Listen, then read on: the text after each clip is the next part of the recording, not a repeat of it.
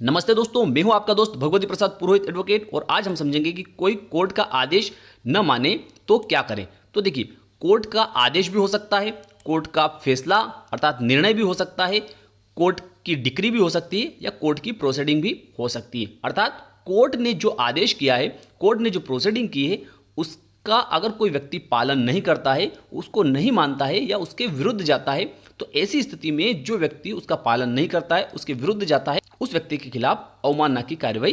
की जा सकती है। तो इस ग्राफ के माध्यम से हम यह सब कुछ समझने वाले हैं कि कोर्ट के अवमानना की कार्रवाई किस परिस्थिति में की जा सकती है, किस न्यायालय में की जा सकती है और दोषी पाए जाने पर उस व्यक्ति को कितनी सजा हो सकती है। तो आपने चैनल को सब्सक्राइब नहीं किया तो चैनल को सब्सक्राइब कर लीजिए, बेल आइकन को प्रेस कर दीजिए और इस वीडियो को फटाफट लाइक कर दीजिए, क्योंकि इस चैनल के माध्यम से आपको मिलती है सरल और आसान भाषा में कानून की नई नई जानकारी। तो आइए वीडियो को शुरू कर लेते हैं। देखिए दोस्तों, यहाँ पर हमने दो नाम लिए हैं, काल्पनिक नाम है, एक नाम है रमेश, एक नाम है सुरेश। ठीक है, तो अवमानना की जो कार्रवाई होती है वो कई प्रकार की कार्रवाई होती है, उन सबको हम यहाँ पर एक एक करके समझेंगे। ठीक है, तो जैसे कि हम उदाहरण के लिए समझ लेते हैं कि यह सुरेश और यह रमेश दोनों लोग जो है किसी एक गांव के रहने वाले हैं और इन दोनों के बीच में यह विवाद है कि यह रमेश जो है, इसके खेत का रास्ता जो है यह सुरेश रोक देता है। तो ऐसी स्थिति में यह रमेश जो है यह न्यायालय के समक्ष आवेदन लगाता है कि इस सुरेश ने जो है इस रमेश के खेत का रास्ता रोक दिया है। तो न्यायालय क्या करेगा कि उसमें संपूर्ण जांच करने के बाद में अगर न्यायालय यह पाती है कि वास्तव में इस सुरेश के द्वारा इस रमेश के खेत का रास्ता रोक दिया है, तो ऐसी स्थिति में न्यायालय जो है इस सुरेश को आदेशित करेगी कि आप इस रमेश के खेत का जो रास्ता आपने अवरुद्ध किया है उसकी बाधा आप हटाएं। ठीक है, अब उस आदेश के बाद में अगर जो भी समयावधि रहती है, उस समयावधि में यह सुरेश जो है उस आदेश को कोई चुनौती नहीं देता है, उस आदेश के खिलाफ किसी प्रकार का कोई स्टे नहीं लाता है और उसके बाद में भी अगर उस बाधा को यह सुरेश जो है यह नहीं हटाता है, जो एक समयावधि रहती है अपील की या उसके खिलाफ जाने की, उस आदेश के खिलाफ जाने की वरिष्ठ न्यायालय में, अगर ऐसा काम यह नहीं करता है सुरेश और उसके बाद में भी अगर यह बाधा नहीं हटाता है, तो ऐसी स्थिति में यह रमेश जो है उस आदेश का पालन करवाने के लिए न्यायालय में कार्रवाई कर सकता है। ठीक है, और अगर न्यायालय ने इसके बीच में पालन करवाने की कार्रवाई इस सुरेश के विरुद्ध कर दी है और सुरेश उसके बाद में भी उस आदेश को नहीं मानता है, न ही उसके विरुद्ध कोई अपील करता है, कोई रिवीजन करता है, तो ऐसी स्थिति में जो है यह रमेश जो है या इस सुरेश के विरुद्ध जो है उसी न्यायालय में जिसने कि आदेश दिया है उस न्यायालय में इस सुरेश के विरुद्ध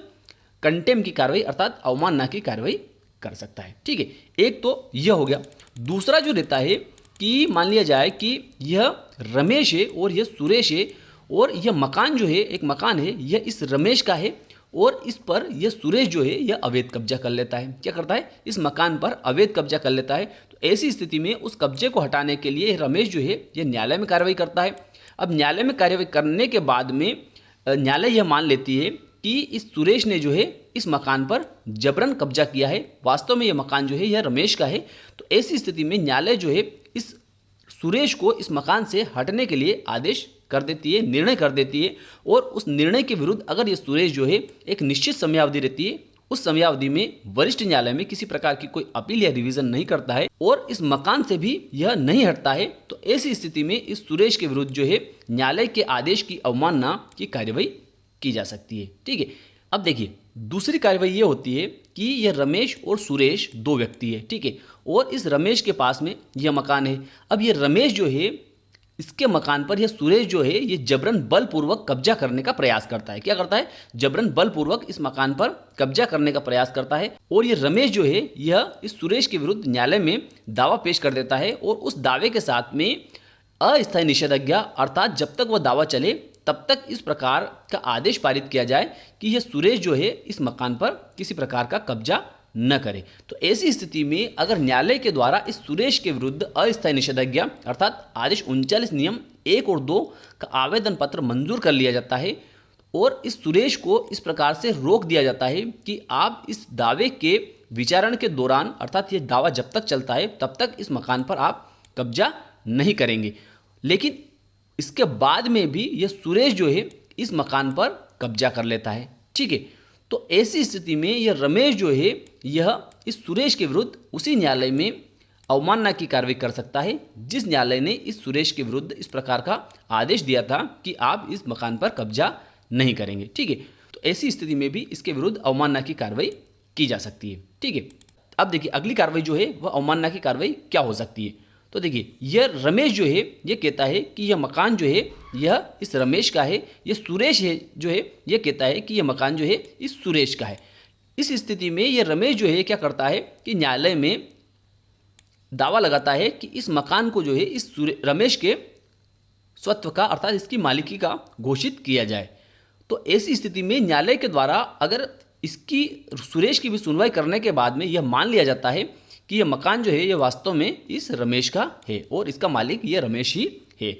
लेकिन उस आदेश के विरुद्ध निश्चित समयावधि के भीतर यह सुरेश जो है यह किसी प्रकार की कोई कार्रवाई नहीं करता है और यह सुरेश जो है यह न्यायालय के ऊपर किसी प्रकार की कोई टिप्पणी करता है कि यह न्यायालय जो है इसने इस व्यक्ति से मिलकर यह फैसला दिया है। ठीक है, तो ऐसी स्थिति में भी न्यायालय जो है वह सो मोटो अर्थात स्वयं भी इस सुरेश के विरुद्ध अवमानना की कार्रवाई कर सकती है, या यह रमेश जो है यह भी इस सुरेश के विरुद्ध न्यायालय में अवमानना की कार्रवाई कर सकता है। ठीक है, इसके अलावा भी अगर न्यायालय में किसी प्रकार की कोई कार्यवाही चल रही है और उस कार्यवाही में अगर किसी व्यक्ति के द्वारा किसी प्रकार की कोई बाधा पहुंचाई जाती है, जैसे कि न्यायालय के द्वारा किसी प्रकार का कोई आदेश पारित किया जाता है और उस आदेश को पारित करने से अगर किसी भी व्यक्ति के द्वारा, किसी एडवोकेट के द्वारा, अगर किसी या फिर किसी पक्षकार के द्वारा उस न्यायालय को रोका जाता है या उसको यह कहा जाता है कि आप इस प्रकार का आदेश पारित मत कीजिए, तो ऐसी स्थिति में भी उस प्रकार का कृत्य करने वाले व्यक्ति के विरुद्ध अर्थात जो न्यायालय को रोकता है उस व्यक्ति के विरुद्ध भी अवमानना की कार्यवाही की जा सकती है। इसके अलावा अगर वरिष्ठ न्यायालय ने अर्थात इस न्यायालय ने किसी प्रकार का कोई आदेश पारित किया है और जो अधीनस्थ न्यायालय है उसको निर्देशित किया है कि आपको इस प्रकरण में इस प्रकार की कार्रवाई करनी है, लेकिन अधीनस्थ न्यायालय के द्वारा उस वरिष्ठ न्यायालय के आदेश को नहीं माना जाता है और उस प्रकार से कार्रवाई नहीं की जाती है, तो अधीनस्थ न्यायालय के विरुद्ध भी अवमानना की कार्रवाई की जा सकती है। ठीक, अवमानना की कार्रवाई जो है वह किस धारा के अंतर्गत की जाती है। तो देखिए न्यायालय की अवमानना अधिनियम जो है उसकी धारा 12 के तहत जो है दंड के प्रावधान है। अगर अवमानना की कार्रवाई किसी व्यक्ति के खिलाफ की जाती है तो न्यायालय की अवमानना अधिनियम की धारा 12 के तहत उसे 2000 रुपये तक का अर्थदंड, कितना 2000 रुपये तक का अर्थदंड और 6 माह की उसे सजा हो सकती है। अब देखिए यह अवमानना की कार्रवाई